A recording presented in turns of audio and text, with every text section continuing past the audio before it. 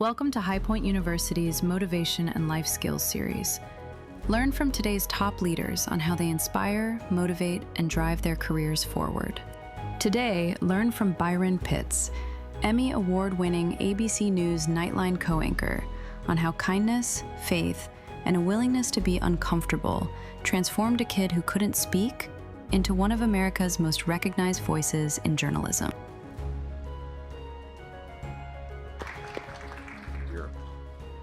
Thank you, kind sir. Hey, quick. brother. Yes, sir. Yes, sir. Yes, sir.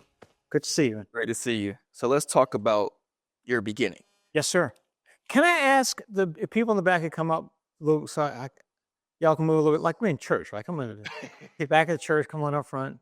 Speaking of church, that's where you first found out that's where you first heard "Step Out on Nothing." Yes, sir. Yeah, that's where you first. There That's you where go. you, yeah, there you And go. there's homework. I like that. My homework. I tried. I like it. Yeah. There you go. Nice. It's funny because, like, I am, when I was in school, I was absolutely a back of the room person. Mm-hmm. But I've discovered now as I've gotten older, just the value of coming forward. Like these two young men sitting on the front row. Like, it just kind of says something about you, about the energy that you're bringing, right? And so, wanting all of you to always put your best foot forward. And sometimes it's about learning to be comfortable with what otherwise might be uncomfortable. Like, again, I'm fundamentally a shy person. I would have been like on the very back row of the room just cause that's how I rolled, right? But I recognize now as an old man, just the value of like coming forward. For me, that was being uncomfortable. And so for those of you, I assume you're in the back because that's where you're most comfortable. I want you to be uncomfortable and kind of come close. So comfortable being uncomfortable. Yes, sir. You just gave out a whole speech just now. At the age of 20, Right. you were not able to do that. Oh, not at all. Talk about the feeling you first had when a speech therapist told your mother that you functionally cannot read, you're illiterate, Yeah. and also that you have a very severe stutter. Yeah, it was crushing, right? It was, so the therapist actually told my mother, her name was Clarice Pitts, that I was retarded, was the word that they used. And that I would not, and so their recommendation to her, being a single parent, a relatively woman of modest means, is she should place me in an institution because she lacked the resources to get me the help that I needed. And at that point, my mother would have been, she would have been like 40, no, she was 27. She would have been 39 at the time. That would have been a free pass to like say, okay, I did the best I could, go. But she didn't, right? And so to me, it says more about her than it says about me, that this woman who nothing around her said that her son could live even a halfway normal life, that she chose not to give up on me. And I think one of the things that taught me, it's amazing how much you can learn by people's actions as much by their words.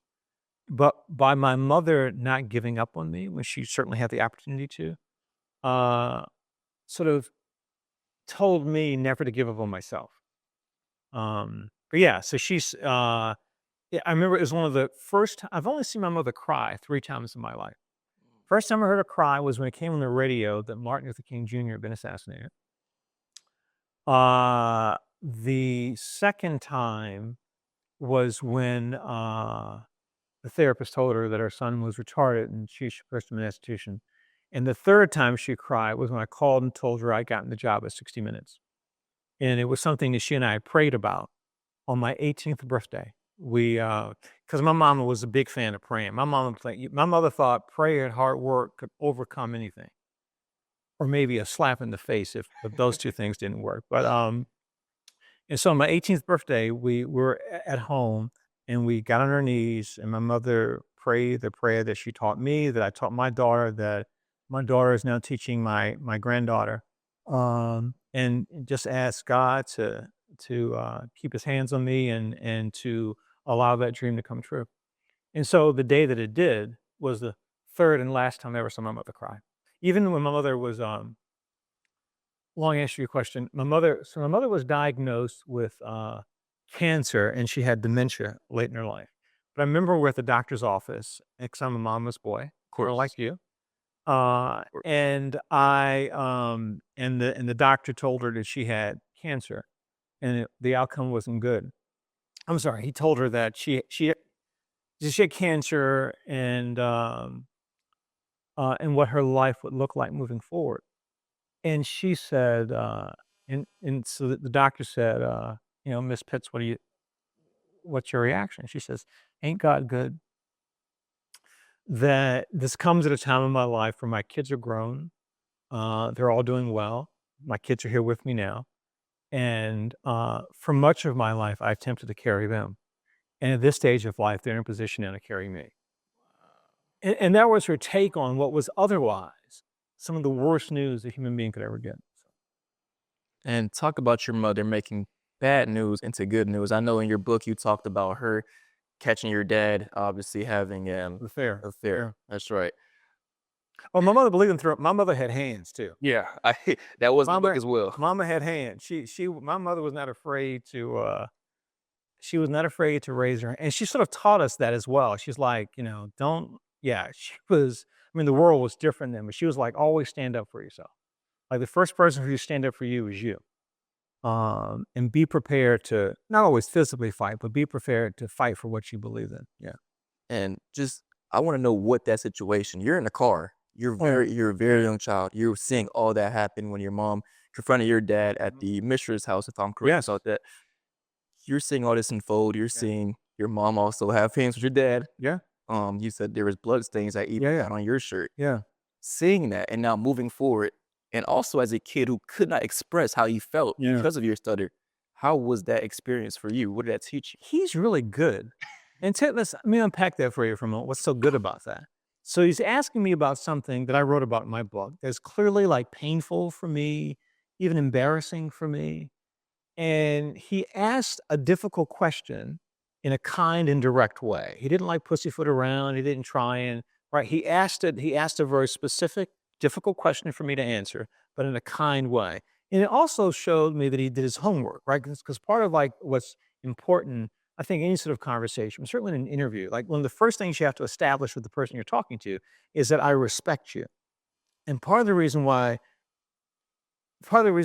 way in which you can demonstrate that is if you've done your homework, right? It's not the age difference or whatever status difference. It's I've done my homework. And so what this says is, what you're saying to me is I respect you.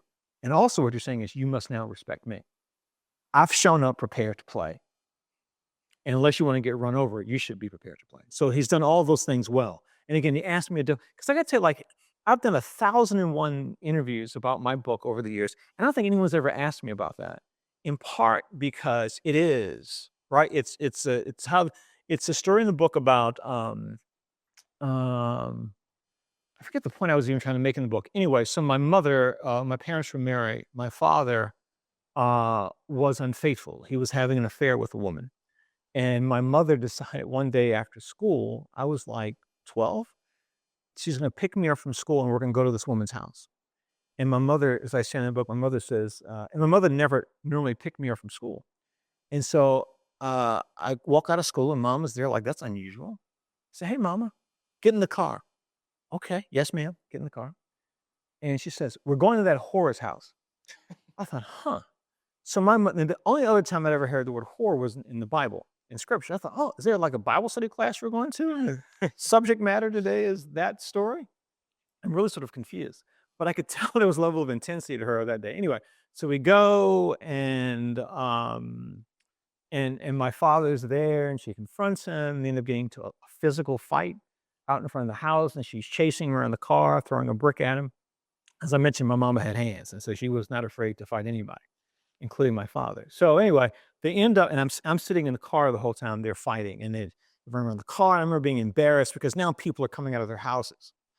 Girl, that man over here all the time, just folks just outside, just spilling tea, right? And so I hear all this. So I'm really embarrassed that my parents are fighting in public. And anyway, and so my mother falls, and my father thinks this is his opportunity to jump in the car and drive away. I'm thinking, what's he thinking? Like, this isn't going to end. Anyway, so he jumps in the car to drive away. He's fumbling for his keys. He can't get his keys. By this time, my mother gets up, and so she jumps on him. And I'm in the passenger side, and they're fighting, and they're going at it. And by this time, because of my stutter, I was a very quiet child. I didn't talk much at all. And so I sat there and I just kind of looked straight ahead. And, and a little white shirt on from Catholic school, my blue tie and blue pants. And it got really warm in the room. I mean, really warm in the car. And I remember because the heat from my parents' bodies as they were fighting, and at some point my father's head is in my lap, and I'm sitting in the car like this. I remember the scratching at him, and so my mother first notices that there's blood on my shirt and on my face, and I think she thinks that they've physically harmed me, but what it was blood from my father that splattered on me, and went on for a while, and then I said, "Why?" And because oftentimes children think they're the reason why things happen. So my mother, gets off of him. He gets out of the car. My mother drives us home. We go home. She has me go to my room and take off my clothes. She can wash my clothes. For my mother, washing clothes is very therapeutic, as it is for me to this day. And then she came to my room and we prayed. And it's the prayer that I eventually taught my children. I'm now teaching. My daughter's teaching to my granddaughter. And I wrote the book because for me it was a reminder of how that was an incredibly difficult moment. I mean, I'm sure it was embarrassing for my mother. I mean, she still loved my dad, so it was heartbreaking for her. I'm sure it was painful to act this way in public, in front of people, in front of your child. I'm sure she was concerned about, what was happening to me in that moment, both physically and emotionally. And then at the end of the day, to be able to pray through it. And I could see, even as a child, I could recognize how much lighter she seemed after the prayer and how much better I felt. I mean, the afternoon still sucked. It was a terrible day. But in that moment, I saw the power of prayer to lift my mother and even to lift me. The power of prayer. Yeah, man. Changes things. That wasn't always like that for you now, because you said in church that the service that you heard the first saying, "Step out on nothing," that was a service where you weren't even, you didn't think that you were going to hear. You didn't think nothing of it. Oh yeah. So fast forward, it was a service. It was a Women's Day service at the church where I was a deacon in that church at the time. And it was a Women's Day service. And for those of you unfamiliar with the tradition of the Black church, next to Christmas and Easter, there's nothing bigger than Women's Day, right? I mean, the sisters have hats on, gloves, different generation, right? Matching too. Matching suit. Yeah, I had to put that in there too. Yeah, exactly. Of course. Yeah. Look good, smell better. I mean, it's like a fashion show. New York Fashion Week has nothing on Women's Day at a Black church. So I'm there, and they invited a woman minister to speak, appropriate. And so she's talking about, pedicures and manicures and women's sore feet. I'm thinking, Lord, what time is it? Because there's nothing in this sermon for the brothers at church today. She is purely talking to the sisters. We shouldn't even be here. And then she said something. I said, in those difficult moments in life, when your Rolodex and your resume, who you know, how much money you have in the bank, how many degrees you have on the wall, isn't enough to get you through a difficult moment. It is for non-believers, they say, you're stepping out of nothing, but actually you're stepping to a space where only God is. And I thought, yeah, that's certainly part of my life story, I believe, at that point in my life, that many of the difficult moments in my life, what got me through wasn't necessarily my credentials or even my grit. It was my relationship with God and God's grace, the prayers of my mother, my grandmother, and people in my life. And so I thought, yeah, that's, I'm sure there are other people who see the world very similarly to me, or may eventually see it that way. And so that became the title of the book, Step Out on Nothing.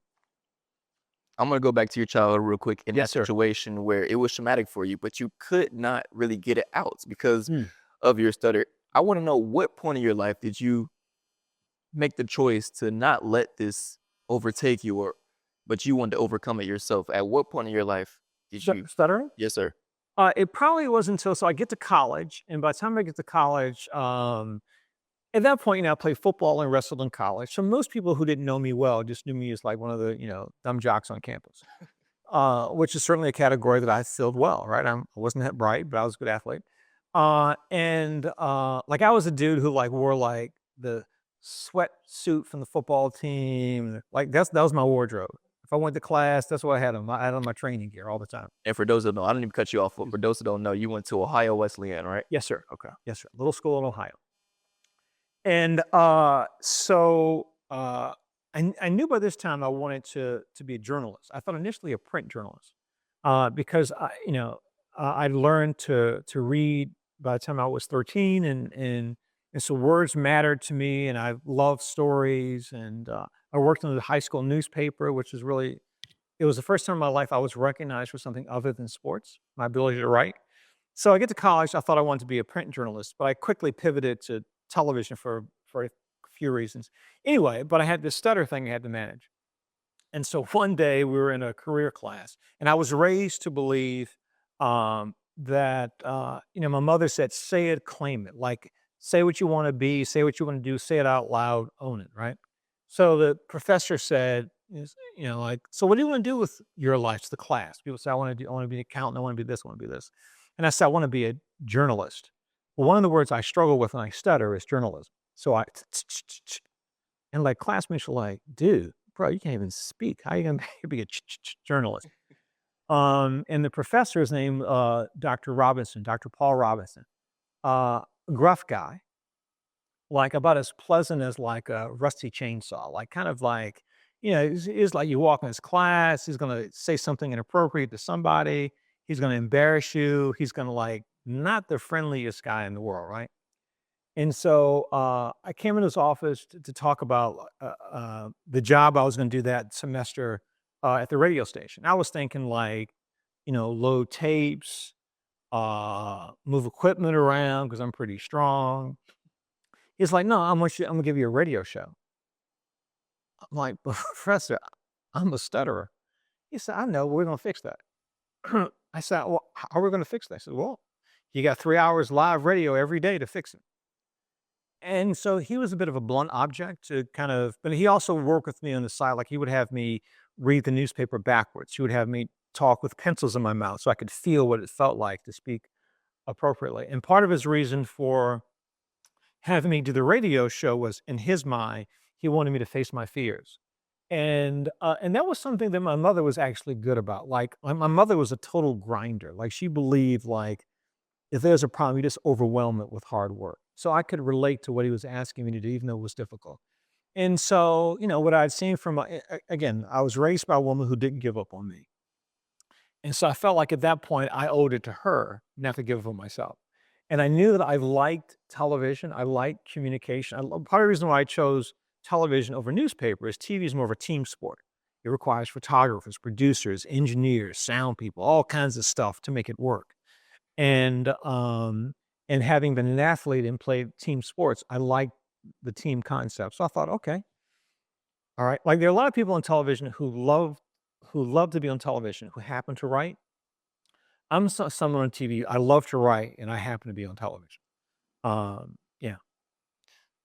What do you think that professor saw in you to make him pursue you like the way he did, to make him face your fears like the way he did? What do you think he saw in you? My mother used to say that people are always watching you, and I think that's true. I think there are people always watching you. And I think, as we all know, some people are watching like the critical eye to be judgmental, to minimize you, to kind of put you in a box. But I also imagine there are also people watching you to see if they can help you, how they can help you. And I think because, like with my mother, was very big on like saying what you wanted, and I would say out loud what my dreams and ambitions were, even though they seemed unrealistic. And I think Dr. Robinson was one of those people, as gruff as he was, as obnoxious as he was. Um, he saw something. He saw, and my sense of him is he was kind of a tough guy, and he saw in me, even though I was shy and didn't speak well. I was a kid from East Baltimore. I played football, and so there was probably a tough side to me. I think he recognized, and so saw some of himself, himself in me.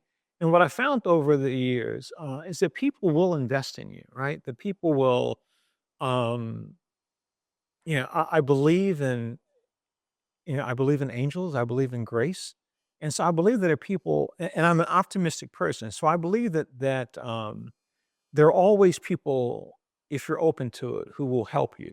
And I've been a beneficiary of that. I've been a beneficiary of grace. I've been a beneficiary of people assisting me. That's always tell people, young people, important why it's so important to be kind. Like people like ask me, like, what are the qualities required to be successful? I said, work hard for sure, know your stuff, be prepared, be diligent, communicate well, but be kind. Be a giver, not a taker. Because as I told my daughters this, there are things in life, students, there are things in life that you don't yet know, that you don't yet know. There are things important to your life that you have no idea yet that you need to know it. Don't know. You might be killing the classroom. You might be all that in the bowl of chips academically, all those kinds of things. But there are things in life that you will need to know to be successful that you don't yet know. And the only way you're going to find out is someone has to tell you. Now, forgive me, if you're an ass, if you're difficult, if you're obnoxious, if you're selfish, if you're moody, people are going to walk past you and not tell you. But if you're kind and you work hard and someone say, hey, you need to know this. You need to do it this way. Okay. Like in the course of my career, whenever I would go to a TV station, I would, two things I would always do. Every TV station I would go to, first day I was there, no longer than the second day, I would always go to the mailroom and I would always go to the maintenance shop for a couple of reasons. One, because most stations I worked at, the vast majority of the staff was white. And that's cool. But the brothers were in the mailroom and the maintenance department. So I just needed to be around people who looked like me. I knew if I went to the mailroom, if I went to the maintenance shop, I would see my uncles, I'd see my cousins, faces that were familiar to me. And I remember, and oftentimes some of the best advice I got in order to be successful in those organizations, I would get from the brother in the mailroom. I would get from the brother in the maintenance shop. Yo, son, I've been here 45 years. This is how this works. Yes, sir. Yes, ma'am. Yeah. So be kind and listen, right? Listen more than you talk. And people will come into your life who will say, know this. Kindness is key. Yeah. Let's fast forward to your first on-air job. You were in Greenville for your first on-air job. Is The that brother's just quoting facts, not even looking at his notes. Y'all catching that? I mean, I know you listen to me, but watch him. This is it's all about you, man? It's ain't about this me. is Nope. the clinic, It's right? all about you. Yeah, putting on shop, right? Throwing hands. Y'all feel like got hands over here. You got to bring your A game. Well, when you interview Byron Fitz, man. Yes, sir. Yes, sir. Let's talk about your first on-air job, man. We know what we don't know, but people in the organization know how hard it is sometimes that local news Yeah. can have people that may not be the most kind, Sure. wholehearted people, Mhm. but you have it in yourself to be kind to others. How hard was that to work in that environment where it may not be as kind as you need to be, but you can still be yourself? I am kind. I'm certainly a person of faith, but I'm from East Baltimore and I'm Clarice Pitts' son. So I walk into a place prepared to throw hands, right? I am like there's this saying. So General Maddox, U.S. Marine Corps, had this great saying that he would give, a motto he would give to his young officers in the Marine Corps.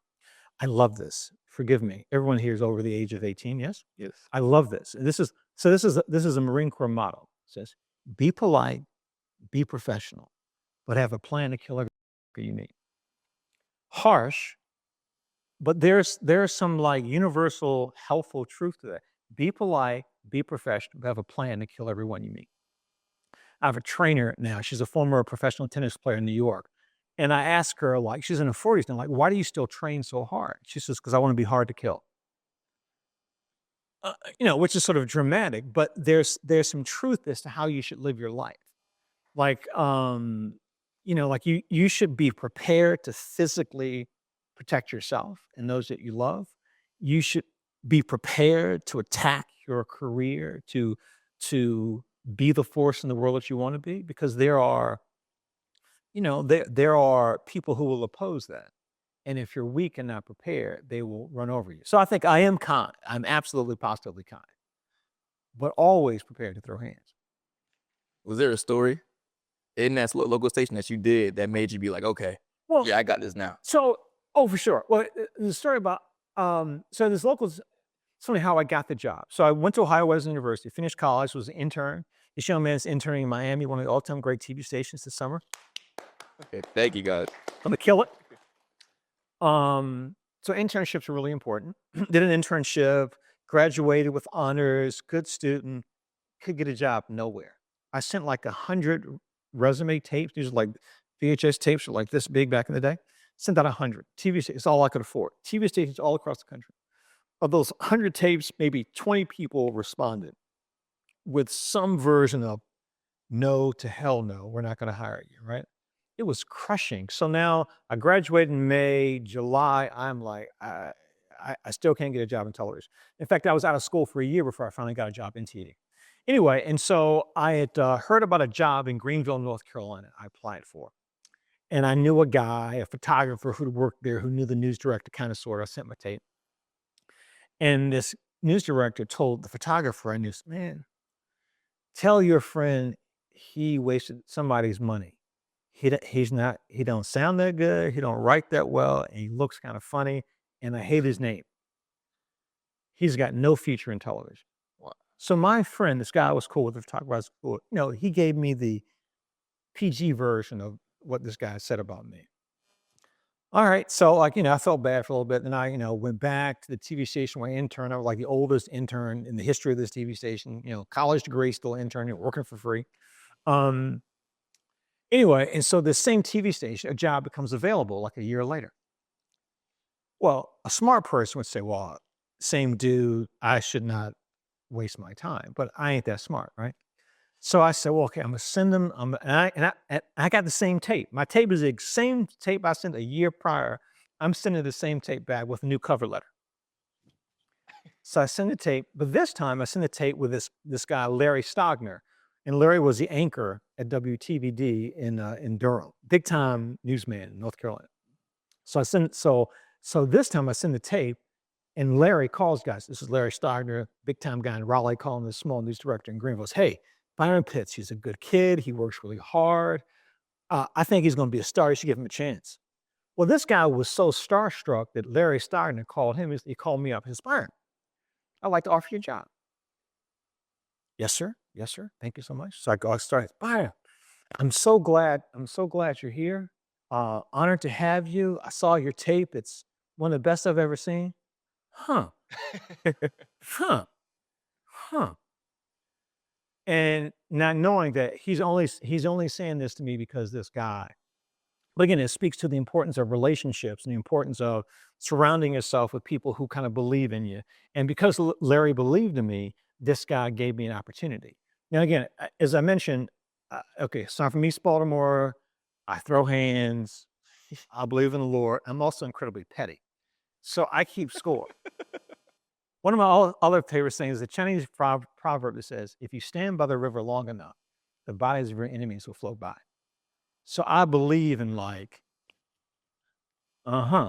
So for years I wanted to say that. So I never told that guy that story until fast forward years later, when I get my job at 60 Minutes, and some of my friends throw a party for me to celebrate this, this moment in my career. And who shows up but this guy who gave me my first job. So he very proudly announces that, he discovered me because he gave me my first job on TV. I said, there's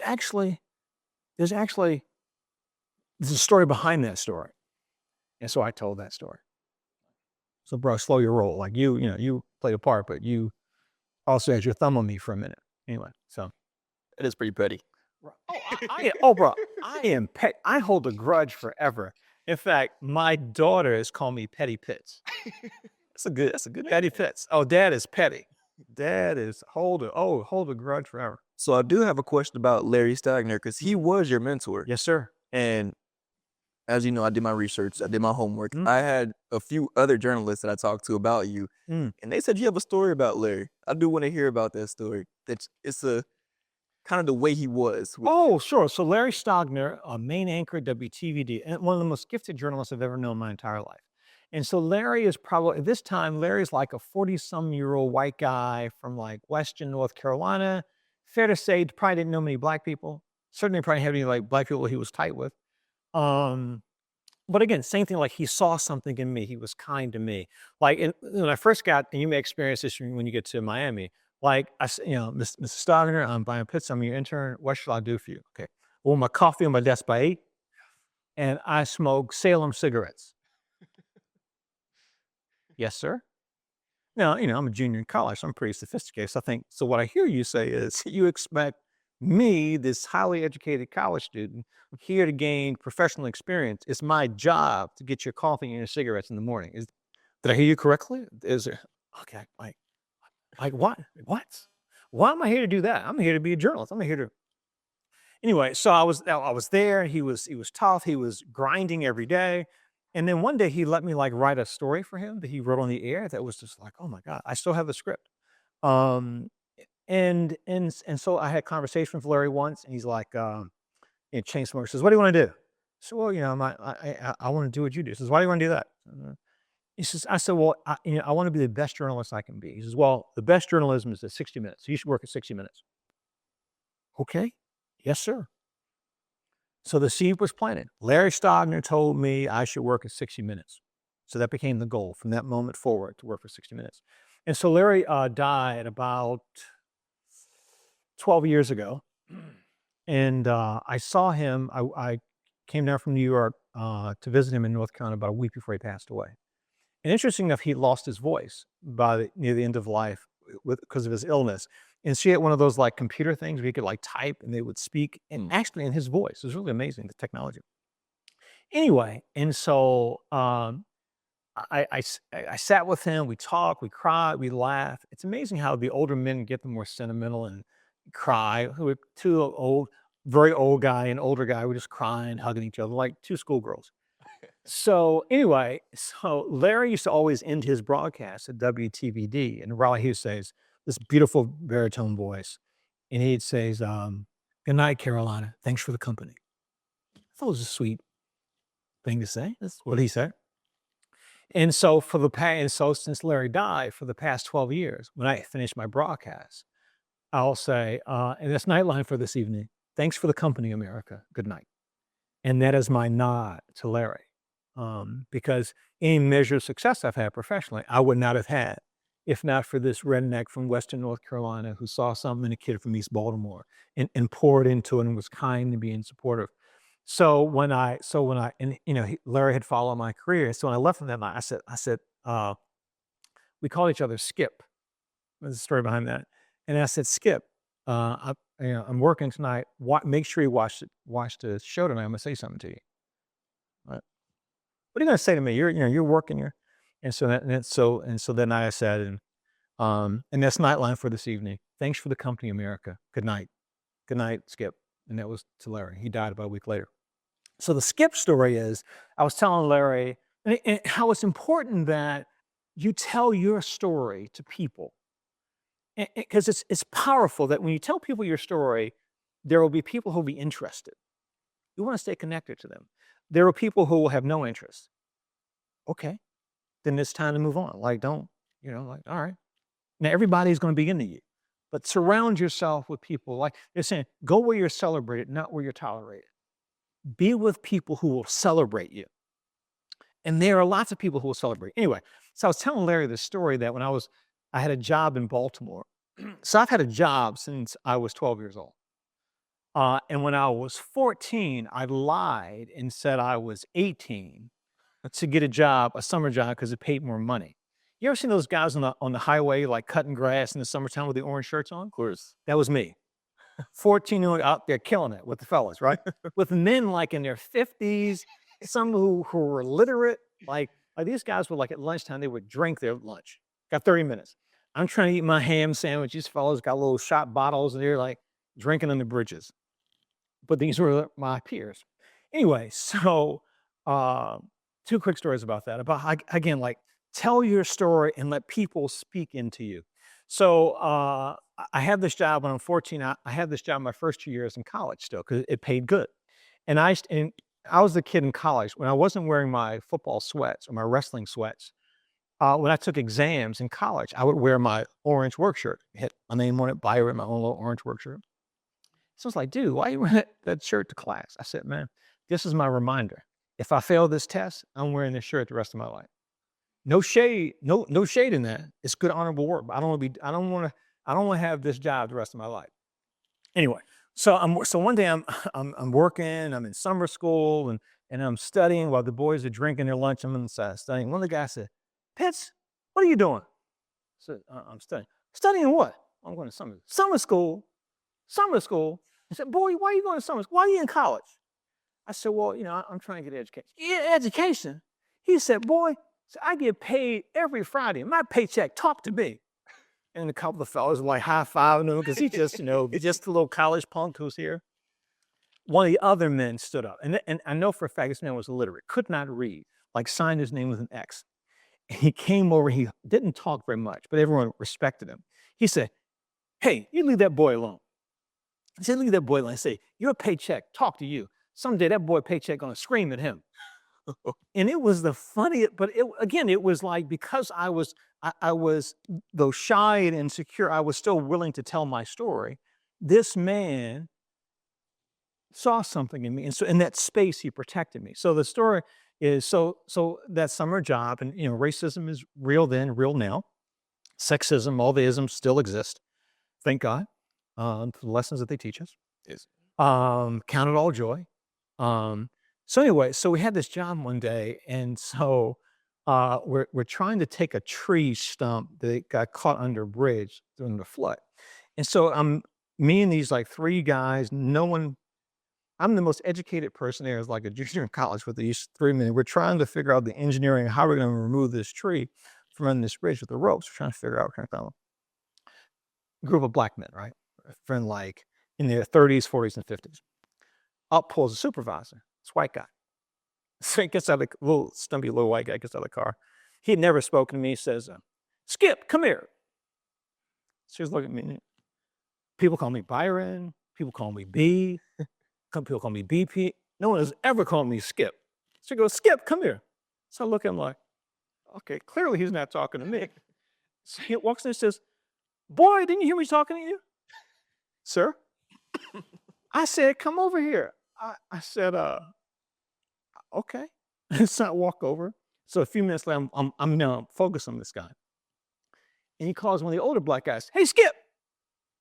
I realized, oh my God, this hillbilly calls all black people Skip. Oh. So I was in my feelings about that at the moment, right? Anyway, so I told Larry Stogner this story. I forget, I came up one day, we're talking this all. Again, I'm telling my story, my background. So Larry thinks it's the funniest thing he's ever heard. So he said, "Tell us what we're gonna do." He says, "So I want you to call me Skip." I was like, "What?" He said, you call me Skip, I'll call you Skip. It'll be our thing. So for the next like 40 years, if ever I saw Larry, "What up, Skip?" Skip. That was our thing. So Skip was how we communicated. It's a long story around that. But again, it was important to, now a lot of people would have heard that story and, "Oh, poor kid," or would have dismissed it, whatever. But Larry, for whatever reason, his life connected to it.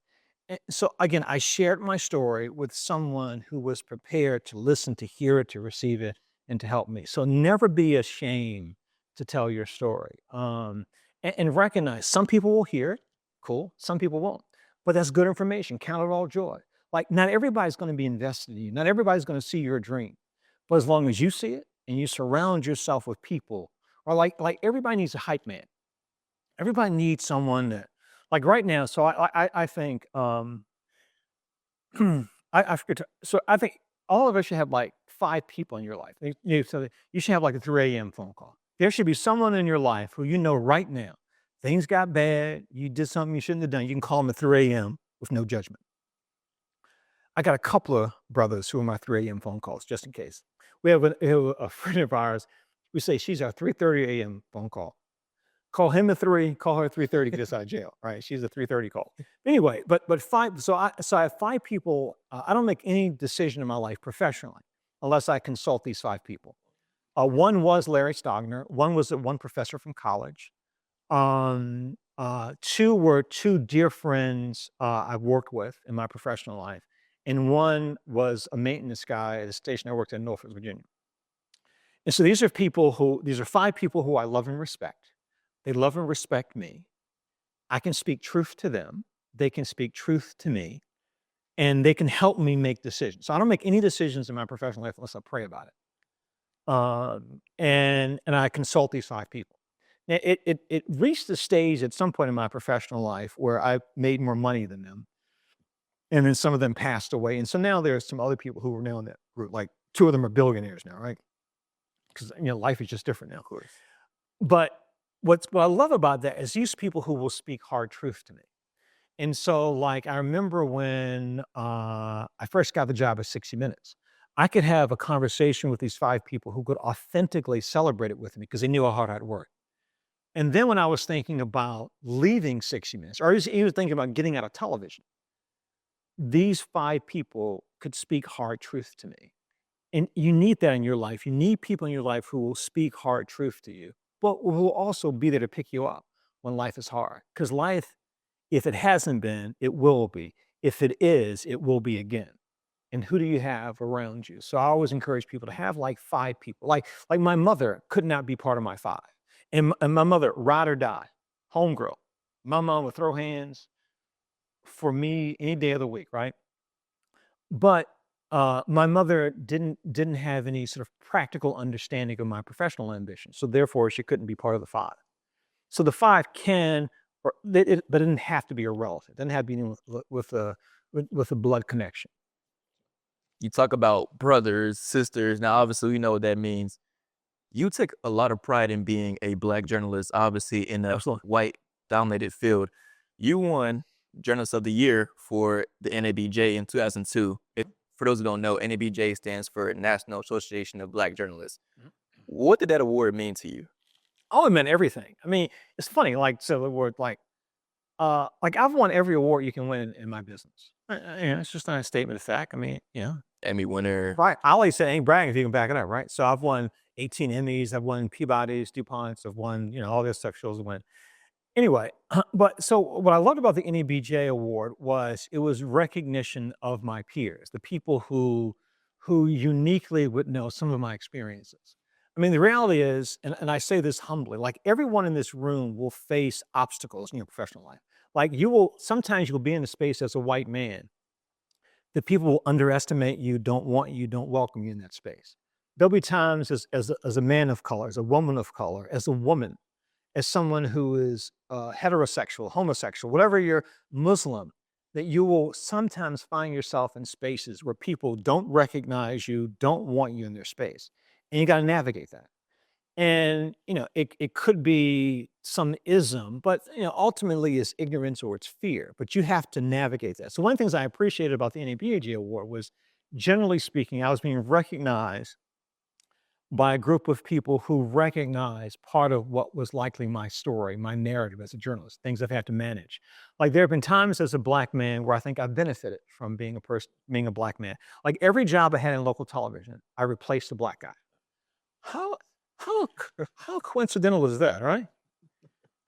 47 people at the station. I didn't get a job till my man left, right? My entire career in local television, I always got a job replacing a Black guy.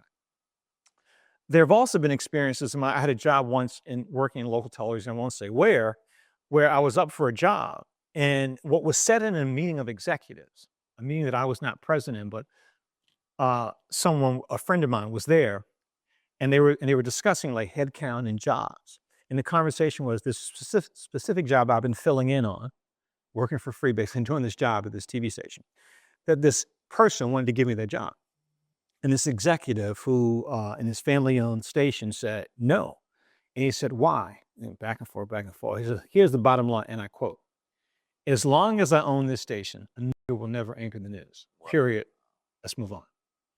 And so when my friend told me that several days later, and it's one of the few times in my adult life I've ever cried, because in that moment I felt like, wow, this whole racism thing I've read about, I've experienced, and my mom and grandma have told stories and history documents. I'm feeling that in a real way right now. And I was crushed, right? And so part of my reaction was, okay, I'm gonna call my brother, who also throws hands. I'm gonna get this man's address, and we're gonna go to his house and kick his ass, because that's part of, my process of how I'm going to manage things, right? The Baltimore and you. Yeah, Baltimore and me, right? And my brother was down for it. And my mama was down for it. And we called and talked about it and prayed about it. Uh, and so so I was faced with a moment that I was being denied an opportunity because of the color of my skin. All the other measurables, ratings, blah, blah, blah, all that was good, but this one thing. And so I thought, okay, the place I eventually got to is that either I can let this crush me or I'm going to work my way through. I'm not going to get mad about it. Because in fact, the guy told me, he said, look, these are your options. You can sue. And if there's a deposition, everyone who was in the room who heard him say that will have to say under oath what was said. But if you sue, you'll likely win. You'll probably be blackballed. You'll probably never work again in this business because people don't like people who are litigious. Okay. You can be mad about it the rest of your life, and you have the right to be because it was wrong what he said. Okay. Or if you want, I'll let you out of your contract and I'll let you go someplace else. And I chose door 3. And but again, like I counted all joy. Like it was a tough moment and being able to work through that moment. So anyways, I appreciate that recognition. And I say this, but like I am absolutely positively a Black man, proud of it. No shame in my game. I'm also a Christian. I'm a man of faith. Deeply important to me. Like my faith is more important to me than my skin color. Because it's interesting when you go to different places in the world, different communities, race, ethnicity, the country you're from matters less or more, depending on where you are. I'm left-handed. I'm a father. I'm a husband. I'm a friend. So like I am many things. But I am absolutely, and I think the fact that I am Black is uniquely wonderful for me. I mean, like, we're not a monolithic community, so we're all different. But there are things I think I inherited in my Blackness that I'm very proud of. Just like, I was raised by a single parent. I am proud of that experience and what that taught me. Again, as a man of faith, like I pray through things. I was interviewed Barbara Walters, legendary Barbara. Now I'm a CBS guy. I grew up at CBS. I came to ABC later in my career. So my heroes were Edward R. Murrow, Ed Bradley, Dan Rather, Mike Wallace. Those are my peers, right? Ed Bradley, right? Coolest man on television. So like the Peter Jennings of the world are people who I knew and I respected, but they weren't like my people because I didn't grow up in that culture. So I'm interviewing Barbara Walters after Fidel Castro had died. And she was like one of the few Americans that had ever interviewed Castro. And so I was interviewing her about a conversation with Castro. So somehow it came up about religion. And so she says, I'm an atheist. I said, oh, okay. He says, because I think, people who rely on religion are weak-minded. I thought, huh. She says, oh, you seem surprised by it. I said, no, I'm Christian, for the record. She says, are you offended by what I said? No. I'm going to pray for you when I get home, but no, I'm not offended. Anyway, I thought that was funny at the time. It sort of startled her that I said that. But yeah, so I am, again, like I'm proud of my story. I'm proud of my narrative and being Black, being Christian, being many things are all of who make me who I am. All right. Well, we're going to open it up right now to the floor. If anybody in the audience has any questions for Byron, feel free to ask.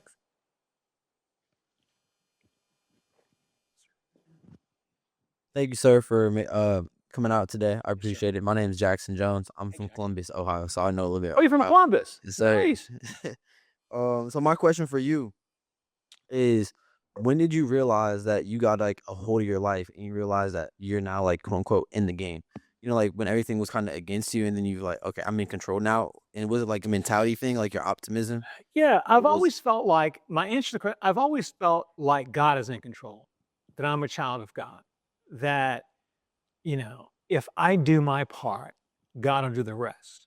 That there's some situations, like there have been some situations in my professional life where I'm overqualified, more than ready. There have been moments in my professional life and my life where I've not been prepared as adequately as some others. But I knew God was there. Like Scripture talks about when I am weak, He's strong.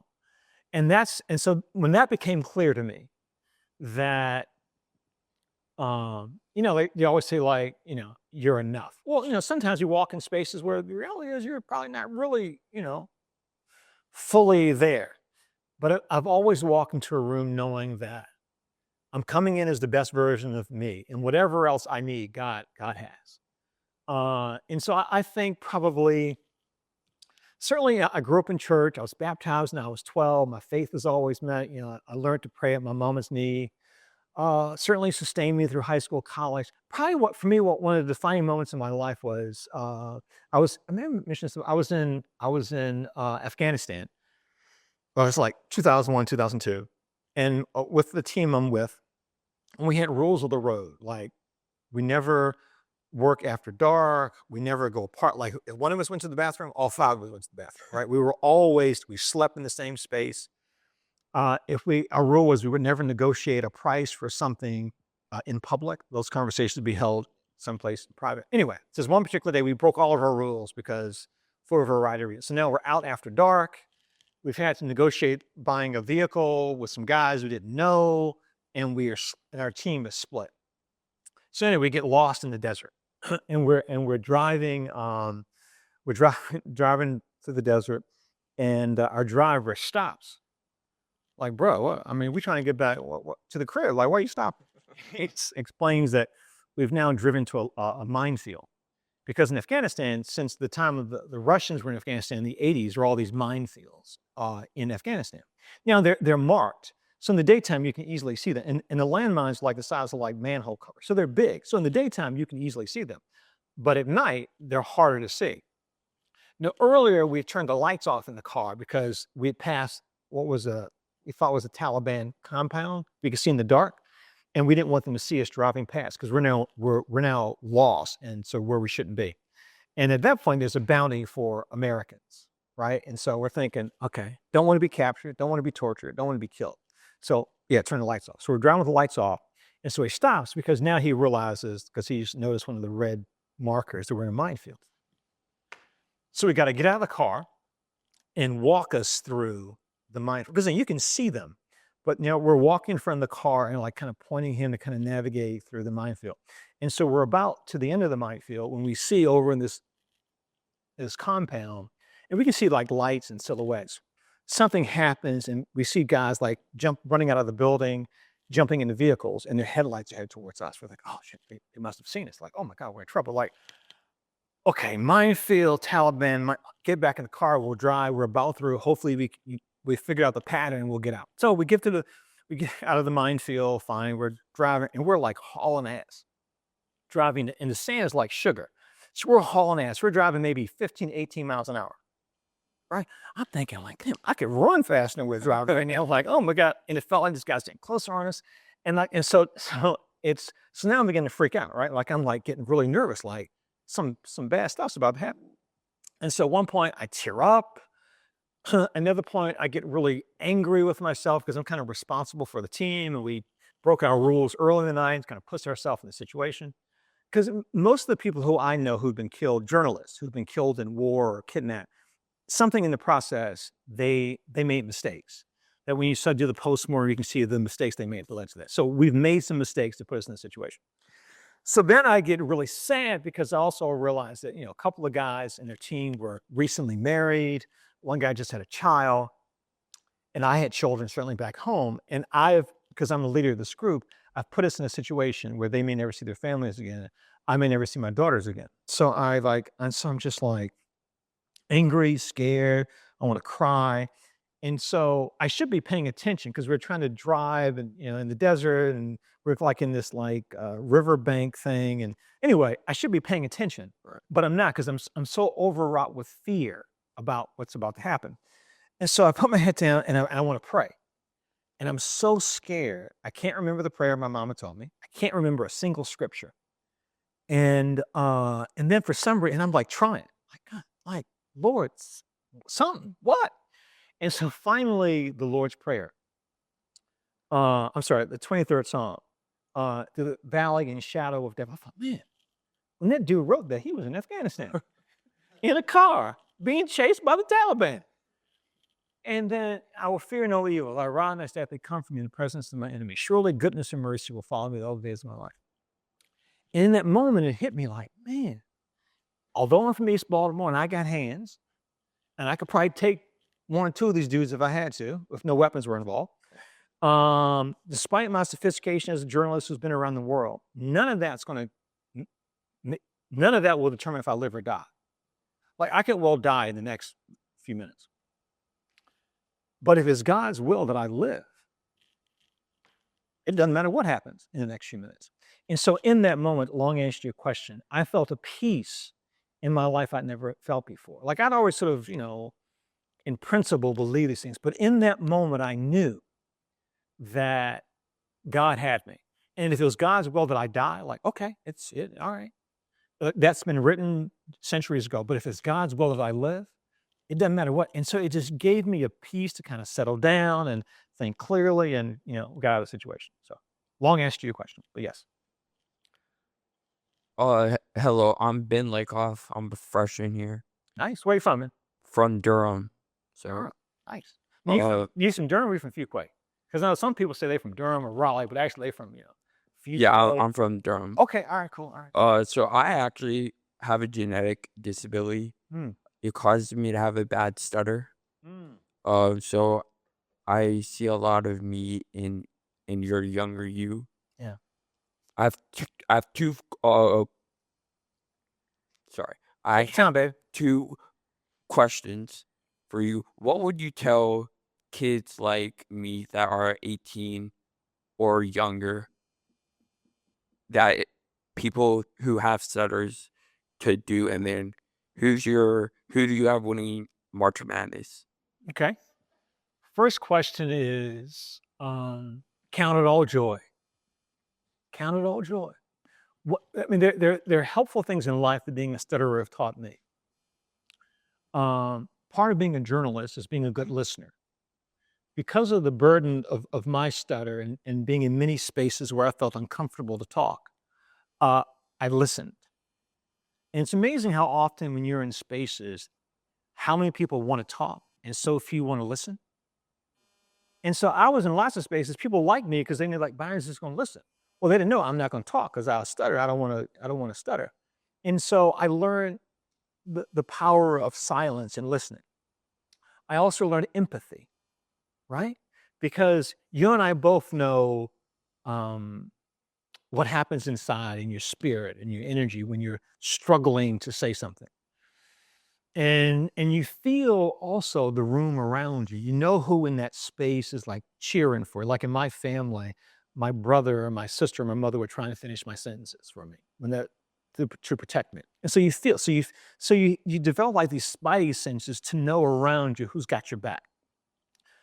But also you know who's laughing at you and who's judging you, and you feel that, right? And those are skills that fast forward 40 years from now, you're negotiating your second $10 billion contract and you're in a room with some people, you know instinctively who feels you, who's got you, and who's like, right?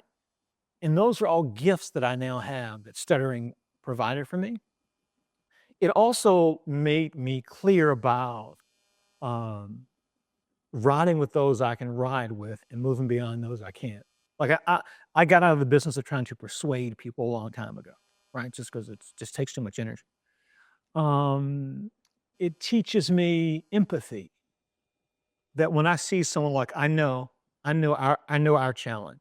When I see someone else who has another kind of challenge, their challenge, I'm making this up. It could be weight, it could be their size, it could be their financial situation, whatever their thing is. Like, and I know, like, man, dude, I see you.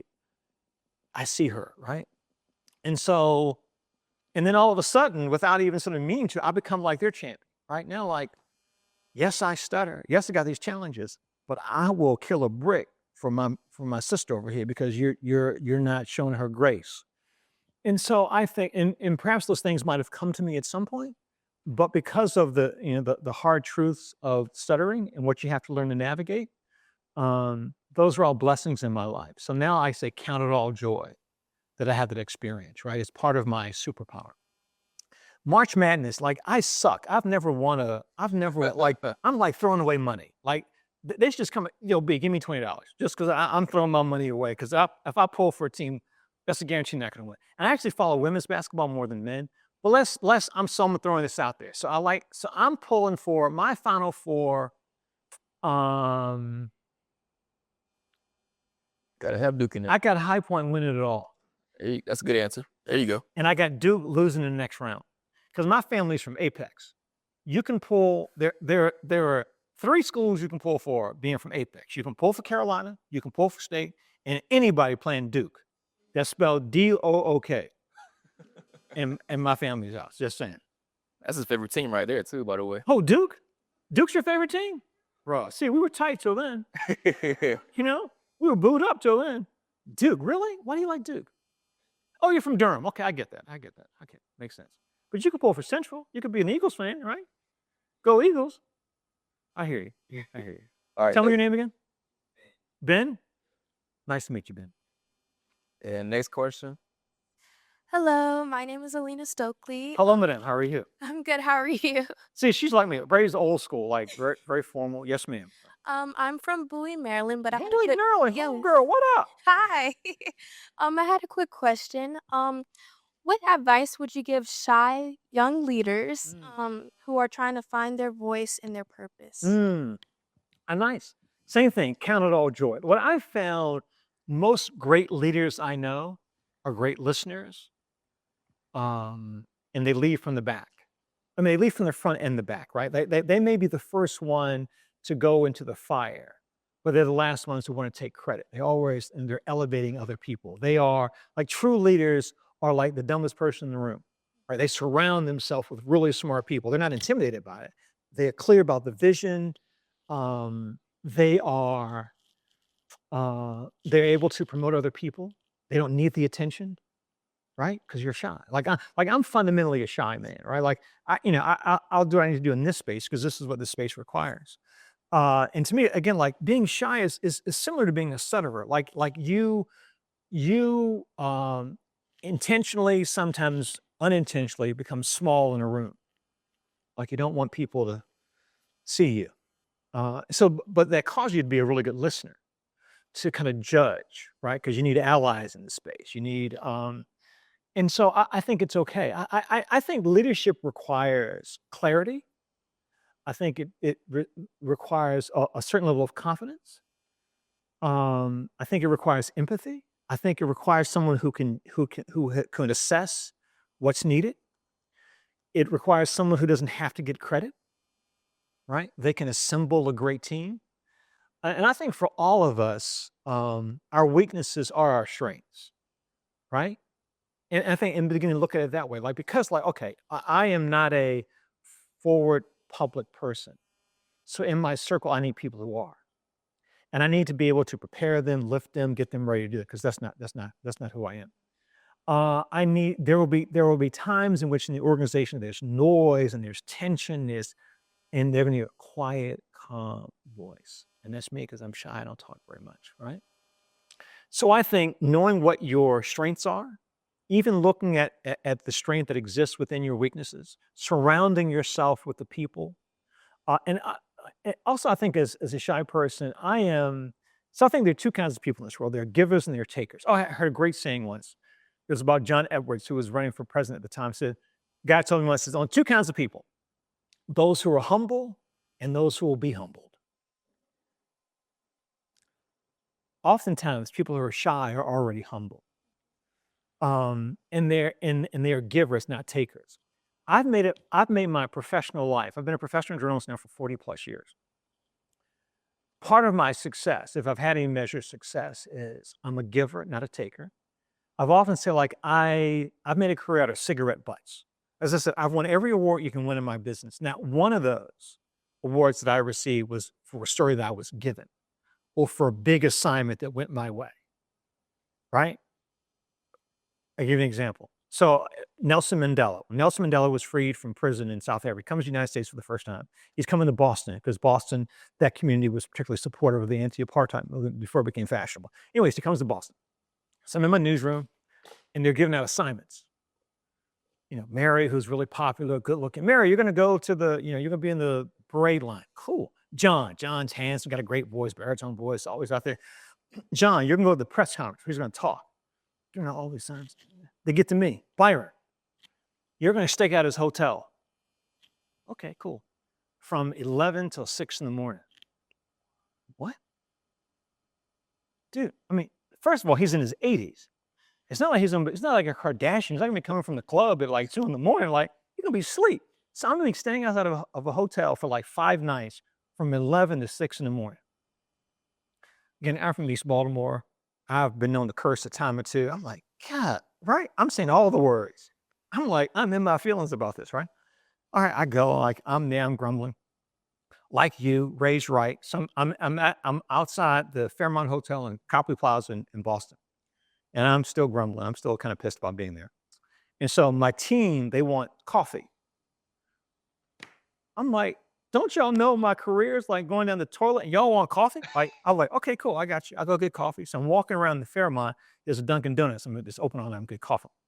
I'm walking around the back of the Fairmont Hotel, and outside walks this older black man in like an Adidas jumpsuit. Right, you can see him. Like everybody here, if you're black, everyone here, you got an uncle who wears an old Adidas or leather suit somewhere, something totally inappropriate they wear in public, right? And anyway, so I see this older black guy come outside in this Adidas sweatsuit. Again, I was raised right like you. I said, hello, sir. Like I'm raised where I'm from, you speak to people when you pass them on the street, right? So I said, hello, sir.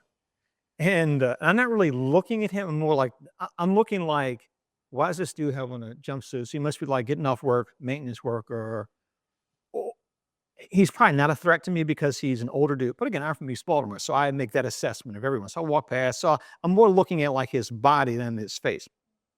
So, hello, sir. Good morning. And he goes, good morning, brother. He was Nelson Mandela. It's 4:00 in the morning. So for 27 years, Nelson Mandela was in prison. He was a boxer, amateur boxer earlier. So every day Nelson Mandela got before in the morning, he would run in place for an hour, do 100 knuckle push-ups and 100 squats, body weight squats every single day for 27 years. So once out of prison, that was still his habit. Well, now he can leave a cell, he can go outside. So he was getting up to go for his walk without security. I was raised right, so I spoke to him. He acknowledged it, and I look and I go, now I'm looking right now.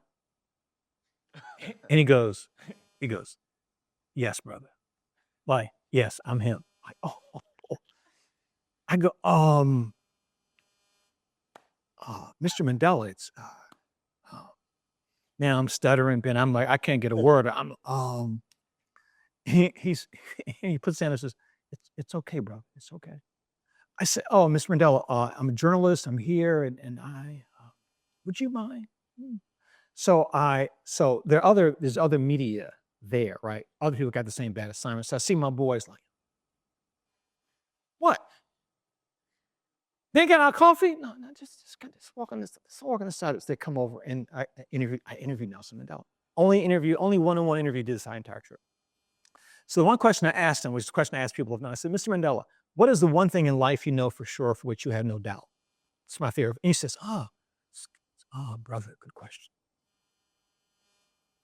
The one thing in life I know for sure, for which I have no doubt, is that good and evil are constantly at war, and good men, good women must choose. And my brother, I must get on with my exercise. Yes, sir. Walks away. I call the office. Yo, let me speak to the boss for a second. Anyway, so in that moment, it was, again, it was an example of how, I think I have a pretty humble spirit. Like I could have complained. I could have asked for a different assignment. I could have been pissy about it. I was a little pissy. I didn't take it, but I accepted it, right? This is my job. I could have been like pissed and annoyed. And why is this old man in this Adidas outfit? He can't help me. I don't know who he is. He's in the way. I got something to do, but that's not my spirit. That's not how I was raised. I was raised to be polite. I was raised to be kind. I was raised to show respect to my elders. And it came back. I'll give you one more. Again, I have 1,000 examples. So I was working in Atlanta, and Billy Graham, great Billy Graham, it was like the last sermon he was ever going to give. He did this like in 9 other cities, but he was in Atlanta. It's the last time Billy Graham is ever going to speak in public. All right, so I go, and so this person comes out and says, hey, look, to all the reporters, hey, look, Billy's in really poor health. I'm not even sure he can get to the sermon. And would you guys mind not barking questions at him when he walks by? I said, sure, okay, cool. Yeah, of course. Because he's going to walk by, go through the door, go on stage. All right, she walks in. One of my friends, competitors, Reverend Graham, da da da da da da. I'm like, girl, didn't you know they said, we said we're not going to talk. And so Billy Graham kind of shuffles along. And the guy, Reverend Graham. I'm like, huh? Oh, what is Billy Graham? He stops. He turns to the guy, starts answering the question. So again, I gave my word a few minutes ago. I'm not going to bother. So I'm going to keep my word, right? So I go, no, we're good. Then they asked him a second question. He's still talking. Now, I'm photographer. No, dude, like we gave our word. We're gonna stand on what we said. About 4 questions in, he's just chatty Cathy. Just keep going, like, God, it's fun. Okay. So then I run over, and by the time I get there my microphone, he walks away. Oh, Lord. So I called my producer. I called her Boo. Her name was Dorothy. I said, hey, Boo, I got good news, I got bad news. So what is it? I said, well, the good news is Billy Graham did actually feel like I have a small press conference. And he answered a bunch of questions. Really? What's the bad news? We didn't get it. What do you mean you get? Well, we had this thing, this arrangement. Anyway, didn't do it. Like, oh, I'm in trouble. After it's over, the press person came and says, Byron, I really appreciate that. You kept your word. And Reverend Graham, he's too polite. It really taxed him. And I was telling him about you. And so if you want, we're going back to Charlotte. We have space on the plane if you want to go, if you want to spend some time with us. And again, it was being authentic to who I am, being kind, being gracious, being quiet, right? And so, yes, I think the goal is to be the best version of you, to be who your parents raised, to be who God made you, and to own that, right? Because part of what each of your success will be what you authentically bring to it, right? Your flavor. Like be that, like own that. That's who you are. Again, so you say you're a shy woman, right? You're the first person, and all great questions. You're the first person who's to stand up. And I would think part of the reason why you do that is there's like a whole kind of thing you got to do to kind of prepare yourself to do what you do, right? Right? Right? But you leaned into who you are and what you need to be. So for you, it was, I got asked this question, right? And it was beautiful, right? And so that's the lesson in that. Be clear who you are. Like own who you are, the good stuff, the bad stuff, right? All of it. Own and count it all joy. Like this is how God gave me. This is what I got. And I'm gonna ride that till the wheels fall off, right? So that's my shit. You're welcome. All right, well, that's going to conclude it for us. Everybody, can we please give a round of applause for Mr. Byron Pitts over here, please? Thanks, guys.